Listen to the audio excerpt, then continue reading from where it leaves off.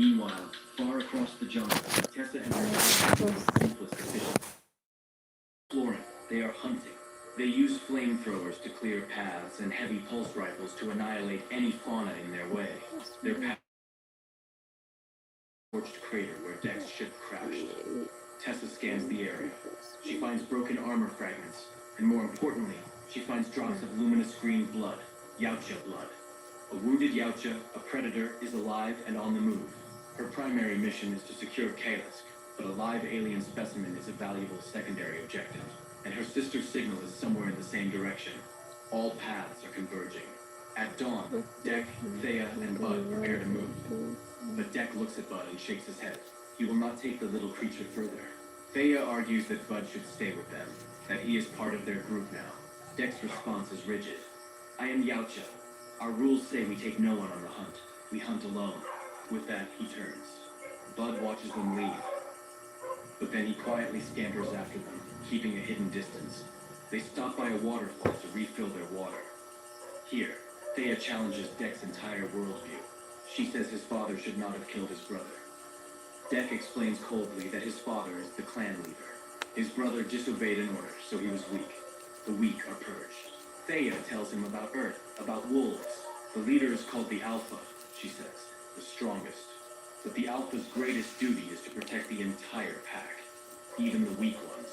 Leadership is not about killing the weak. It is about protecting them. This concept is foreign, almost incomprehensible to Deck. On his planet, such rules do not exist. He is silent, turning the idea over in his mind as they press on. Finally, they reach their destination, Kalisk's territory. It is a graveyard. The scorched and broken remains of Thea's human expedition team are scattered everywhere, fused into the strange landscape by some immense heat. It is the site of the massacre 2 years prior. Among the wreckage, Thea finds a sealed storage crate. Inside are her original, intact robotic legs.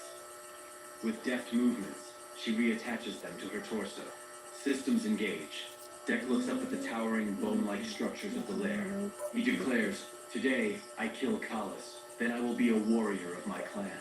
But Thea's mood shifts to urgency.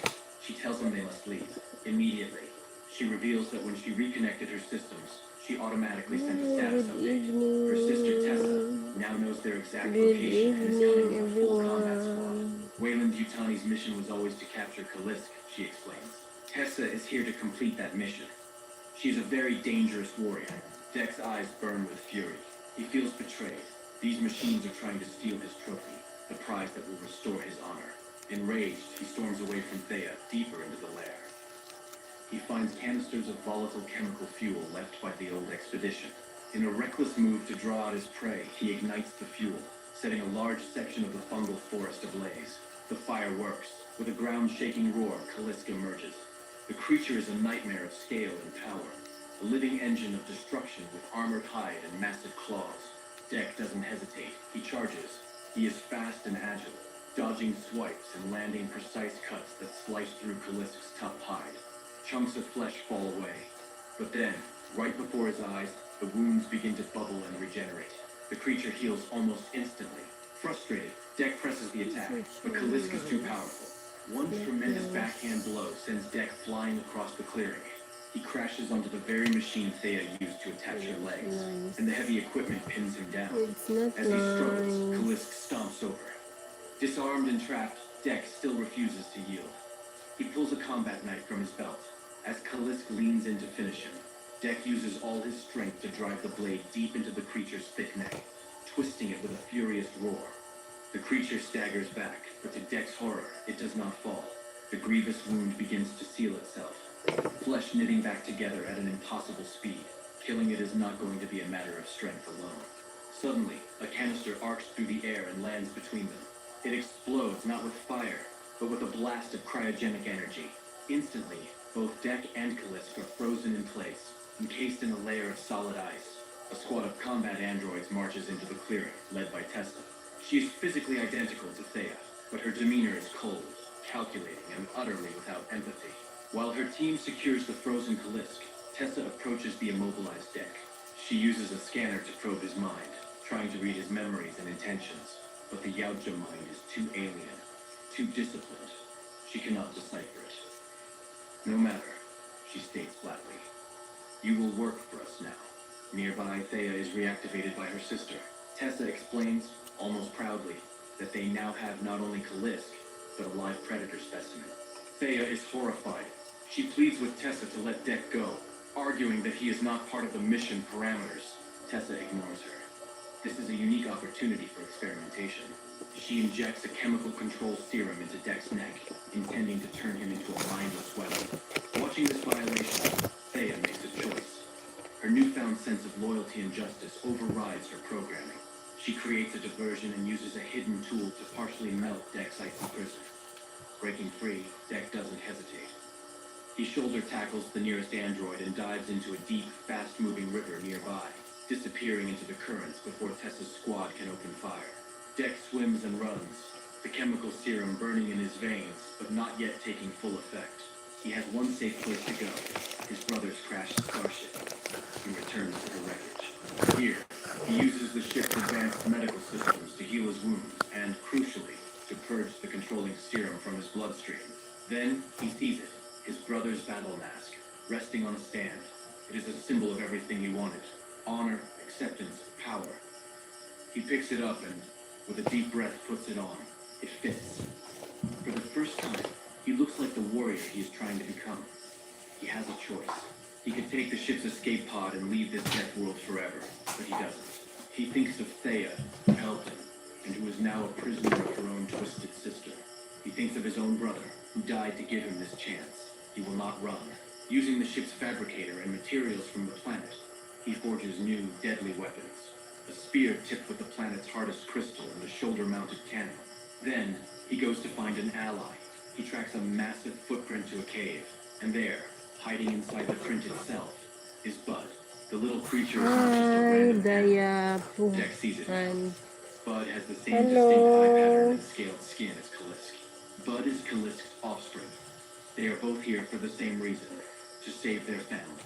With Bud on his shoulder, Deck infiltrates Tessa's heavily fortified landing craft. Their plan is clever. They remotely activate which Tessa has stored in a lab.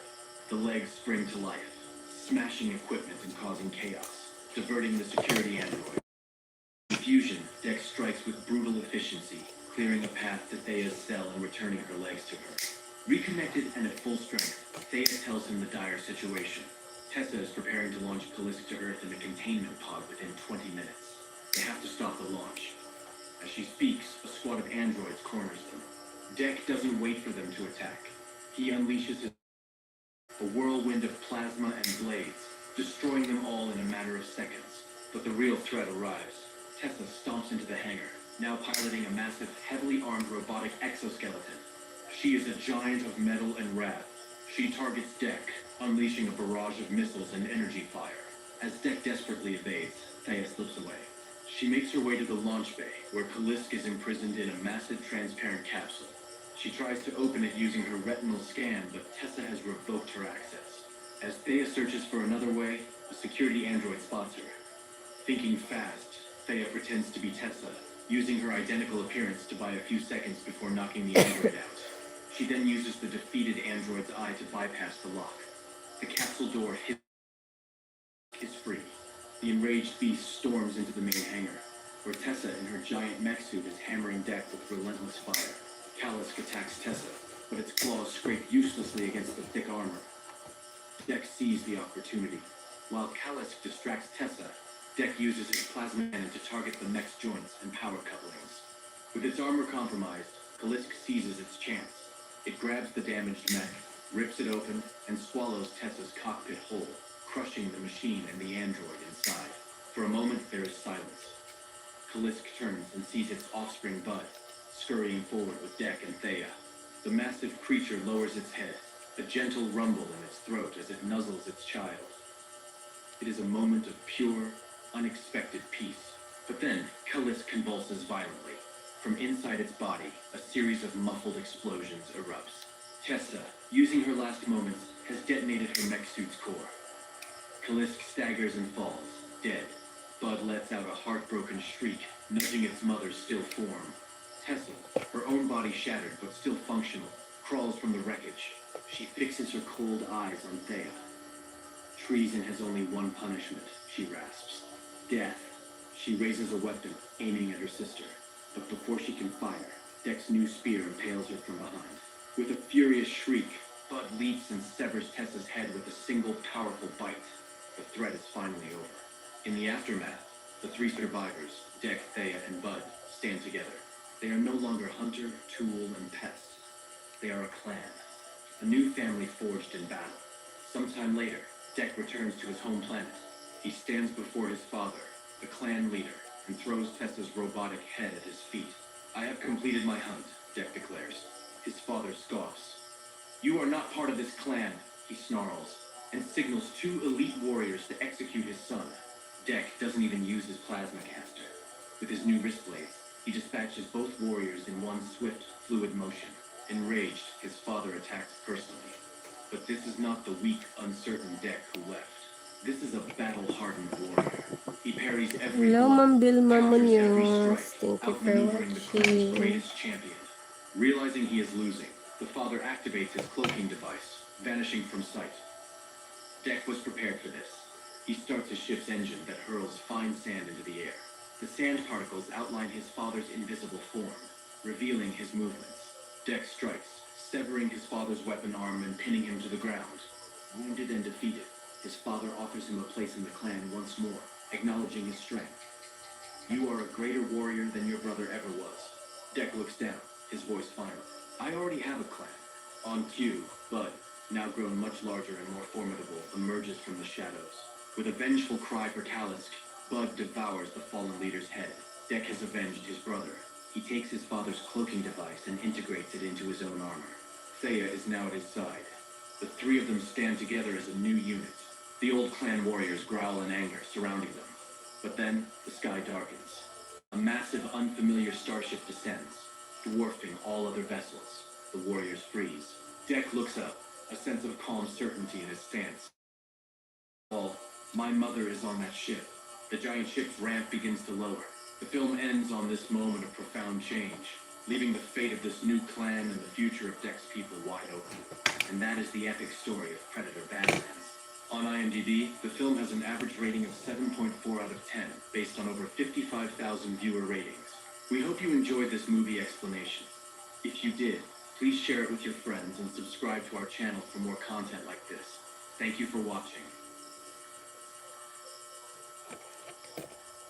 Para sa mga salamat, kailangan ng HNB Daily that you can get with 50 eggs, 4 drink, and sure gold. My HNB and triple protein and sure gold. Short na siya. Short na siya. Short na siya yung t-shirt. Huh? White na shirt? This is a seriously underrated science fiction Ay, movie. mahugaw Only when eh. you see the end will you know the divine reversal of the ending to create an imaginary world of Mars for the audience. The total investment of the movie is over $250 million. The special effects scenes are still stunning today. The film is a novel setup. That is, if there is another civilization on Mars. John Carter's adaptation of the classic 1917 novel Princess of Mars. It can be said to be the progenitor of all science fiction crossover movies. Even the famous Avatar and Star Wars, they have been inspired by this novel. At the story's beginning, the boy receives a message from his... The story begins in the 21st century, when Earth starts facing a huge problem. The population is growing too fast, and people are worried that one day there will not be enough space or resources for everyone. Because of this, scientists